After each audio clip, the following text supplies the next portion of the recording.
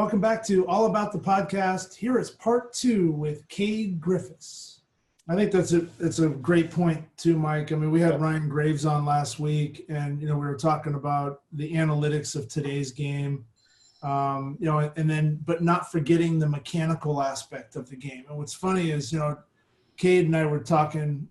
He wanted to see Dylan swing, and all of a sudden, like, Cade's jumping up out of his chair, and he's going into this, and he's hey, have Dylan work on this part, and it was just awesome to watch a guy that's so passionate about coaching and the development, but as a parent, and you have these athletes, and you talk about good travel teams. I think one of the big checklists is you got to make sure that the teams or organizations you're putting your kids with have that development foundation, that are really focused on taking your son or daughter's game to that next step of wherever that progression leads. And we get too focused on analytics, how hard we're throwing. And I like velocity. I think you could use a device like Pocket Radar to train with, to create a baseline, to establish where you're at. But if you don't have that proper foundation and working with, like Dylan loves working with you, Mike. I mean, you really get down to the nitty gritty of things. You take it one step at a time. Find yourself a good coach like that, where you can learn that path and don't all of a sudden expect that it's just going to happen. Yeah, the technology is a great asset to have to help you kind of help a kid maybe understand it a little bit more. You talk about Pocket Radar. If I'm talking to a pitcher, that's an unbelievable tool to be able to have to talk about separation, from his changeup to his fastball, on something that you're able to actually show him. Maybe that helps you with your eyes adjust his grip, adjust how the ball comes out of his hand and be able to do those things. Whereas when you don't have that tool, you're just looking at there and going, yep, that looks a little bit slower. That's a good pitch. That one's a little bit firmer, etc. But to be able to show them, nope, that's 11 miles an hour different, that'll work, as opposed to, or the Rapsodos, or the TrackMan, or all those other blast technology. Those are all unbelievable tools that are designed to help you get the player to understand who he is and what he needs to do in order to do those things. But we still need the guy that, can teach it. You still need the guy that's able to go out and explain it to the player, to get the player to understand. There still needs to be the hands-on coach. Until they put 7 computers in a major league dugout and there's no people standing there, we're still going to need people to be able to teach the game. Todd brought up a good point. He said, find yourself a coach. Now, I think, and to your point about kids don't know bunt coverages, is, in the summer, because, used to, you could do the developing at 15, 16, and you didn't have to worry, and really 17. And then they got recruited, July 2nd after they're going into their senior year. But now that they've pushed it back, you're playing 50 games in 60 days in the summer. And if they don't find a guy like Mike or somebody else to hone in and develop them, Todd, they're not going to get developed. They're not going to get, if you're looking to your select team to develop your kid, it's not going to happen. And not to mention, every game they play they're in tryout mode, like Mike said, because they're missing out on we're used to your freshman and sophomore year was nothing but developing. And then, hey, I didn't even start talking about college recruiting until they were 17, until their junior year. And now you're having to talk about it in 8th grade. So that's a shame. And I think we're going to find more and more kids that aren't developed because of that reason. And Todd, you mentioned about the pressure of a parent.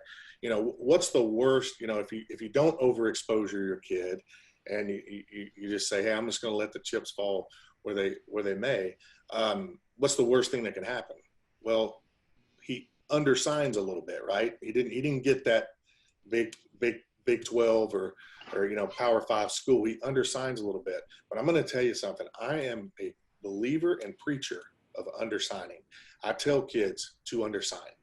I needed to undersign. There's no doubt, I could have played at any major college in the country. But I was too much of a competitor. Sitting on the bench was not in my cards. I would have been a terrible guy on the bench for a team. I was too aggressive. I was too competitive. So if you have that type of drive, you know, I told a kid one time, I said, you need to go to a junior college, because you will not survive sitting on a bench for 2 years at a D1. And you're going to, if you go to a D1, you're going to, I can count on two hands how many freshmen I've had in our program started a major Power 5 D1 as a freshman. So you're 95% sure you're going to sit as a freshman and probably as a sophomore. And guess what? By the time you're a junior, there's a junior college 2-time All-American coming in too on top of it. So undersigned. You're going to be miserable if you're not playing. So if you think you're here, I'm telling you, you know, go. I couldn't have picked a better school for me, DBU, to go to, because I undersigned, and I was a big fish in a small pond. I got to be seen. I got to play immediately. Started every game from sophomore all the way up, and you know, I wouldn't have done that if I'd have went to Texas or Oklahoma. And so I'm a believer in undersigning. So if the worst thing that happens by not going out and spending all this money and overexposing is that he undersigns a little bit, that's not a bad thing at all. So I wanted to throw that out there. That's a really good term. I mean, I've never heard that before, but the undersigning.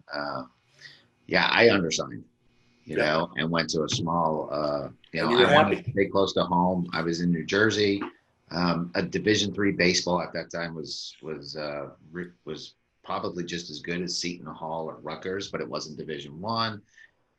And I wanted to play, you know, I want to play right away, you know, and I want to, you know, make sure that my skills are going to get developed. My skills don't get developed sitting on the bench, you know, exactly. And like it being a competitor, wanting to play, and that program offered me a lot of things. I was also able to call my own game as a catcher and do those things that nobody gets to do nowadays. But you talk about the whole undersigning, you're not playing against really lesser talent.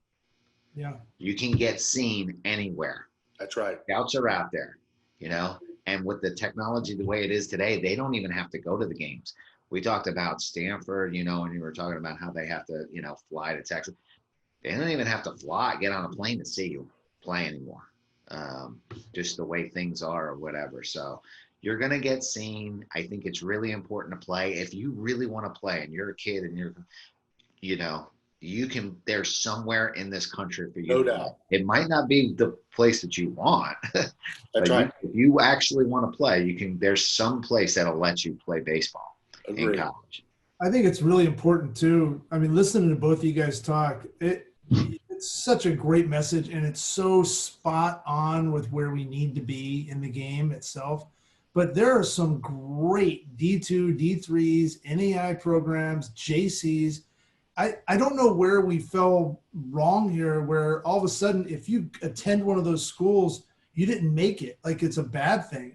There are some great programs, and it comes back to how many pitchers have you seen that are throwing 86, 88 that can really pitch, or some catchers that can receive that need to work on their hitting game a little bit. They fit that great D2, D3 model, maybe that low end D1, and all of a sudden it's like a bad thing.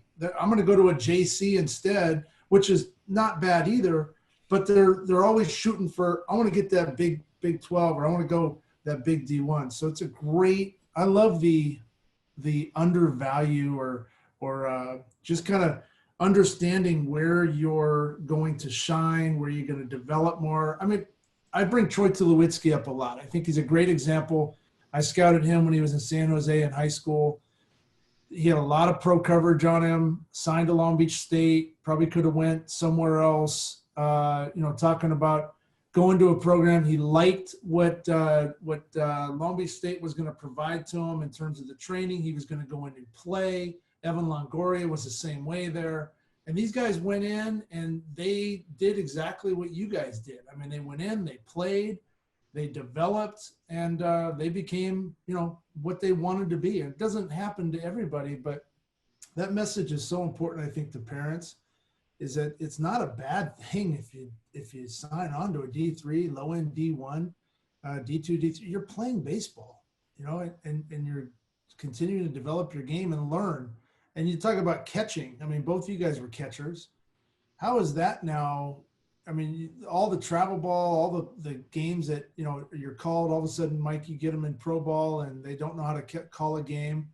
Cade, I mean, you were a catcher and probably learned the game pretty quick, you know, back when you were playing. But what do you guys see? How do you see that transitioning? And even the manipulation play might be over here if they come up with the auto. That's the one for me. I mean, I know in pro ball, and especially, you know, the last couple of years being the catching coach, you know, on the major league level, the manipulation of the ball and just, you know, how to steal strikes and move the ball and the changing of the techniques. It's the one position that we've talked about over the years. If you're a shortstop and your shortstop fundamentals have been the same for the last 20 years.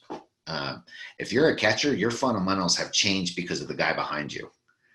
Mm-hmm. You know, that guy changes what he's calling back there and how he's looking at pitches, and they start to understand that you're rolling your wrist and you're doing this and you're trying to trick them back there or whatever. So they start changing, then we have to change again.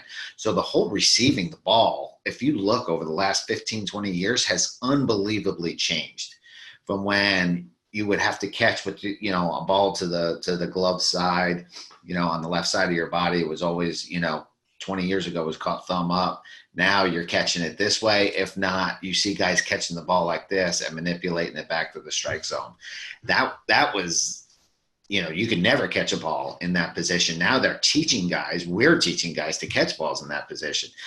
And you're watching these young kids and Twitter and Instagram and all these videos are coming out of how they're manipulating the ball. And I'm thinking to myself, yeah, and in 2 years, it's not going to matter because you just have to catch it because there's going to be an automatic strike zone back there. And what's going to happen with that? But the technology, the catching position to me evolves so much and changes than any other position on the field. On the flip side, if you're a shortstop and you play at 14, you know, years old, or you're an outfielder and you're playing at 14, when you're 18, it's harder to play that position. Whereas when you catch, it's actually easier as you start going up because the pitchers now have more command. The stuff's better, but they have more command. They kind of know where the ball's going to go. They don't miss by 5 feet when they're trying to throw their pitches. So as you move up levels, catching, I think, actually becomes a little bit easier. Whereas the other positions, they're smoking the ball at you and becomes a little bit tougher and the game's a lot faster. But that whole, I know you got me going on this rambling thing, but this is a big one for me and how the umpire really kind of has changed the techniques that we use behind the plate. Mike, that is very interesting. I've never heard anyone explain it that way. Manipulating the strike zone, and you're so right that's changed. I think technology has made catching change a little bit, where you can now understand pop times a little bit better, you know, versus just using a stopwatch and a radar gun like when I was in Instructs years ago. But the thing that I have seen change in the catching position over the last years is maybe something Mike wouldn't see at the pro level as much as I see it at the amateur level is just the flat kids aren't they're not leaders or actors. I call them actors on the field. They're just back there doing nothing. I mean, they're just back there just catching and throwing the ball back to the pitcher versus controlling the game, being the leader. Not, and I don't mean vocally yelling or anything like that, but mainly acting. Just simply guy check swings and, you know, aggressively ask for help immediately. You don't see it, you know. I saw a kid. Dad wanted me to watch his kid catch one. He ended up playing pro ball, but a high school kid, watching him catch, and he had a ball that, you know, he tipped off his glove, and there was a couple scouts there to watch him, and he just ran back to the backstop and threw it back to the pitcher. And after the game, I said, you did, you know, one thing major wrong in the game. And he said, what's that? And I said, that ball that tipped off your glove. And I said, you just you just missed it? Was it a two-seamer? And he goes, yeah, it just moved on me. I missed it. I said, well, you walk out to the pitcher and you hand him the ball and you kind of get a little shake in your head and say, dadgummit, I'm sorry about that. I can't believe I did that. I won't do it again, and kind of throw the ball back in his glove. What does everybody in the stands think you're doing? They think you're getting in that pitcher's butt, Yeah, I mean, I would shake my finger at the pitcher, go, man, I'm so sorry, I'm not going to do it again, because I don't want anyone in the park think I'm a catcher, not a fetcher. I missed a ball. Yeah. So no one in the park's going to think that was my fault. It's funny that those leadership skills you're talking about. I mean, something as simple as the ground ball gets hit to the right side, they don't even tell the guy to get over. Exactly. Don't tell him to get over. You see that at the lower levels in the minor leagues, and you see it sometimes when the college kids come in. How about back picking? That I hate over aggressive back picking, but the art of that, they're scared. Kids are scared to make a mistake. Yeah, they are so scared to make a mistake. That's right. And then that comes from the coaching. It comes from. I mean, we used to do things when I was a field coordinator and we were talking about stuff, we would always say, do not coach up the result. If a guy does something and it's wrong, but the result just happens to work out, let's not tell him it was a great job. Let's make sure we think about why we did what we did and, whatever. And if he does something and the result doesn't happen to work out, but it was the right thought process and he did through it, way to go, good job, and keep it going. But yeah, they're afraid to think. They're afraid to make mistakes. They're afraid to, I think the leadership comes from also the high school coaches kind of letting them go, let them go and let them play and let them go through the inning and make their mistakes. And then when they come in, coach up the inning, coach up the mistakes, ask the questions. It does take longer to do those things. I mean, I'm coaching a 16U team now. And I'm enjoying it and getting back to it. But, I mean, they came off the field one day. My catchers are calling the game. And I asked about the first hitter, the third pitch, and the 1-1 count, why we made this decision. And first of all, the pitcher couldn't remember. Didn't remember it. The catcher couldn't remember the pitch. They had no clue what the count was or the situation I was talking about. So then you have to walk them through the whole thing. And, yeah, it takes long to do that. But they're going to remember the importance of that 1-1 pitch and why we made the decision that we made, and we shouldn't have made that decision. We should have made a smarter decision, and we got to think about it differently and do those things. So I just think that, I want my guys when they're playing to be able to think, to not be micromanaged, and play fast, but play instinctively. You nailed it. It's the reason they don't remember that pitch to the first hitter, the third pitch to the first hitter, is they're puppets. They've been used to being micromanaged by these, some of these, young paid coaches that think they're experts, and they don't let the kids call their own games. That drives me nuts. When my son turned 15, I coached with a guy that's a very, very, very good coach, one of the best coaches I've ever been around. His name's John Tompkins. And I told him, I said, I want the catchers to call their own game. And he was like, what? I mean, he couldn't believe that. I go, yes, they need to call their own game.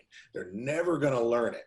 And they're more focused throughout the game if they call their own game. If they make a mistake, I'll talk to them about it. I'll say, why did you call that pitch or whatever? But they're just so used to being micromanaged and the game not being taught. And I tell kids, I said, hey, I tell our catchers, if you back pick, you should be 70% on the year. So what does that tell you? That tells you don't do it very often, but when you do it, you sell it, and you better act. You better be a good actor, and you're setting it up. That's another thing. Catchers don't set things up the pitch before. They don't set the pitch up. They don't set the pick up. They don't have the vision. The whole vision. That's one thing. Todd and I put together a game calling kind of manual or something that I've kind of worked over the years, because there's just so many variables that go into it, and there's so many situations, but to actually teach more of a curriculum of how to call a game or whatever. And I was able to run Todd and Dylan through the kind of program or whatever. And it's just you take this very basic format of how to get ahead, how to kind of get back into counts, and how to put hitters away. You kind of put your pitcher in his certain category. Is he a, in and out type of guy? Does he move the ball in and out? Is he a back and forth type? Is he an up and down type? And how his stuff works. And then you basically have all these different options for different situations to put into these 3 buckets to be able to kind of call a game. We spend, on my 16U team, spend a lot of time with our pitchers and catchers just talking that through to give them options to make decisions, to understand their pitchers, to put them in chances to be successable. So don't you think if you just teach catchers and pitchers at a young age just simply how to change speeds? Why you shouldn't throw back-to-back changeups? I'm not saying never, ever. I've never say never, ever, but why you shouldn't do it. Or, if you're a lefty and you've got a breaking ball and it's basically the same speed as your changeup, why you shouldn't throw a changeup to a left on left? You should throw something moving away. Little thing. If you just taught them how to change the speed of each pitch, that literally is like the first step of learning how to set up a hitter and call a game.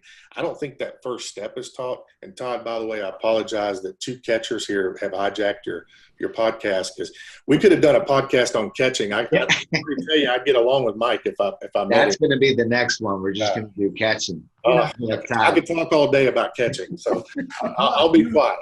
It's funny because as a pitcher, though, you bring that in, like some of the best catchers I ever threw to were charismatic. They understood the game. I had to run around first base. I knew, throwing to a guy like Benji Molina. Man, Benji was awesome. I mean, he talk about, foul ball or check swing. He's, checking down the line. He controlled the game. It was really fun to throw to those guys. But it also, you talk about the pitcher-catcher combo. The catchers that can identify, especially these guys that are in high school and have these pitchers they work with over the years, and being there, knowing which guy flies open when he tries to throw too hard and he leaves the ball up and away, or the guy that doesn't trust his breaking ball because he's always missing up. So those catchers that can go out and say, hey, come on, we've been working on this in the bullpen. Go for my bottom shoe. If you're a right-handed pitcher trying to throw your breaking ball, I'm going to block that for you. That trust factor, those guys really control everything, and they help the pitcher become more consistent. But, even the pitchers today, when you work with young guys, and I'm talking high school down, they don't have routines. There's no routine to it. So you talk about what Mike's program, and I really liked about it, was just that it takes the basics of catching and it applies that to the players that have never really thought about the game in terms of how to manipulate the zone, what pitches to throw, how to read a hitter on where they're standing in the box, and to be able to call that. I don't know that pitching coaches in high school do that necessarily. They don't even watch guys throw bullpens sometimes, and they're coming in and calling pitches that you don't even know if that pitcher can execute. I was about to say that. I used to ask when I was coaching Connie Mack the last couple of years with my son, I would ask our catcher before every game, right before we ran out onto the field, top of the first, hey, what's working? And sometimes they look at me like, are you telling me you're about to walk out there and you haven't even asked the pitcher what's working? You don't know what's feeling good today. I mean, that's the first question you ask is, hey man, how you feeling? Is your breaking ball better today, or your changeup, or your slider, whatever, your 2-seamer, 4-seamer? What do you want to get ahead with? What do you want to try to develop the first few innings through the lineup? But it is so under. There's no communication with. Vision. I love Mike's word, vision. There's no vision. There's no communication between the catcher and pitcher. One of the things I always looked at when I was scouting with the White Sox is I always like to look, Mike, at the box of the catcher and their positioning and their stance. Do they have that great square? Benji Molina, the reason you love throwing to him, Todd, is that's his chest was out and he had a great target. The plate looks this big. Yes. You know what I'm saying? How many As kids opposed to some other guys, the plate looks like this. How many kids do you see they're punched up? Right, Todd? Yeah. Is that crazy? I mean, I see so many high school kids. I went to watch a high school catcher who's supposed to go in the top 5 rounds, and he was back there. He was on one foot was on his toe, and it looked like he was about to fall over Right. for every pitch. And I'm like, whole stance. That's crazy. I couldn't believe it. Talked to a kid the other day, and I said, the most of the high school kid getting ready to go to college, really struggling to catch the ball. And I said, your stance is the most important thing that you can have. It's what puts your hands in a position to receive the ball. He's like, geez, nobody's even really taught me a stance. I'm like, how do you catch? You don't have a stance. But back to what you were talking about, I remember pitching coaches, especially in pro ball. It started in college. When I was at Montclair State, I had a great pitching coach. Frank Euphemia was there, and he really taught me a lot. And then, I got into pro ball, and it just kind of excelled when I was with the Cubs. But the pitching coach was so important for my development. 100%. I can remember every single pitching. I thought the pitching coach was more of a catching, was at in the minor leagues as your 100%. coach, unless you're fortunate enough to have a manager that was a catcher. But the pitching coach is, you're down there in the bullpen, you're catching guys. You start to, can you save them a visit with a mechanical tweak? Hey, this guy's working on this. He flies off the ball. He runs away from here. How do you get guys back into the strike zone? There were so many things that you learned in a bullpen session where you would just kind of sit there and listen to the pitching coach talk or whatever. You would start to ask questions and really became a student of the game. Whereas, I even went around the country when I was, a coordinator, and I would watch minor league pitching coaches that wouldn't even be dialed in on a minor league bullpen. And, you have your little list like, oh, if this guy ever needs something, I'm probably not going to hire him type of deal. But boy, that's a great. Watch a bullpen. The pitching coach was the guy. I learned how to call a game from Mark Littell. Yeah. The big league pitching coach for the Kansas City. We'd go to these classes, early morning classes in spring training, and he would talk about tilt, and he had, video, high hands, low hands, open stance, closed stance. It was awesome. Trying to make 2 X's on the side, how to use, change eye levels, how to get them to freeze. Mike, I'd love to hear your opinion about one last thing about catching. Again, sorry, Todd, we've hijacked your podcast on catching, but I think it's something else that's under taught, and by the way, hard to teach, but is teaching a catcher on how to establish the pace of the game. Ooh. There's nothing worse than a catcher that's a human rain delay. I can't watch it. I won't watch it. I'll get mad. I'll leave. But talking about saving a pitcher, saving a pitching coach a visit to the mound. Ooh. You want to save a pitcher 2 or 3 innings a game. Is you establish the pace of the game. So I'd love to hear your talk. So we talk about it's all about tempo. And that's the term that I've used in the past. It's the term we're using on our team now. We had a scrimmage the other day, and within 3 pitches, I find myself talking to the catcher like, hey, let's go pick up the tempo. So we try and use like a 10 to 12 second rule where I want the pitcher to, get the ball and get his sign and deliver it within 12 seconds.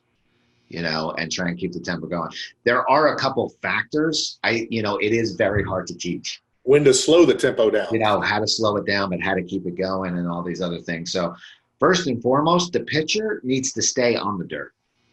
Like that's your biggest tempo break is when the pitcher throws the ball, walks halfway down the slope to get the ball from the catcher, halfway on the grass to walk all the way back up there. So like I try and tell our guys, stay right on the rubber, deliver the pitch, catcher throw it all the way back, get your sign, and let's go. The catcher, stay down. Stop standing up after every pitch to throw the ball back. Like you got to stand up, throw the ball back. I think, and Todd, you can talk about this, but I've talked to pitchers in the past, but to see a catcher stand up to throw the ball and get back down, and stand up to throw it back and get back down, your eyes are kind of going like this on every pitch.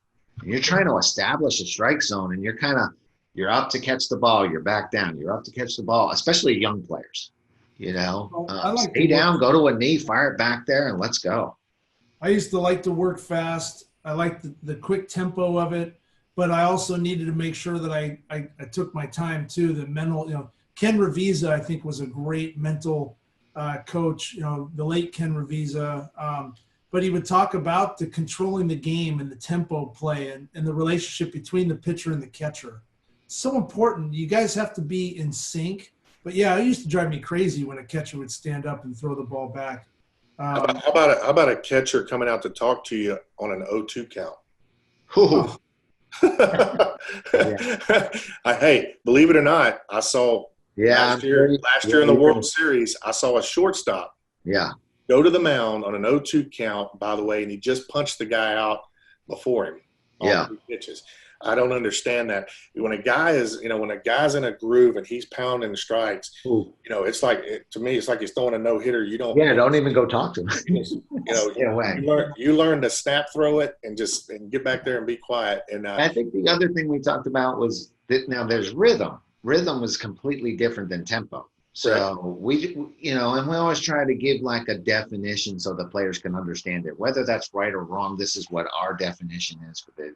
So the tempo was what happened between pitches, so as soon as the pitch was over, and the time before you delivered the next pitch, that was the tempo, and understanding how to kind of speed it up. The rhythm, now that was what was happening during the pitch, and every pitcher has his own rhythm and he can't, go too fast or work too much or whatever. So I think those are 2 things to understand. I also think, the catcher pitcher being on the same page. If the pitcher has to sit back there and continue to shake off, the tempo is going to be bad.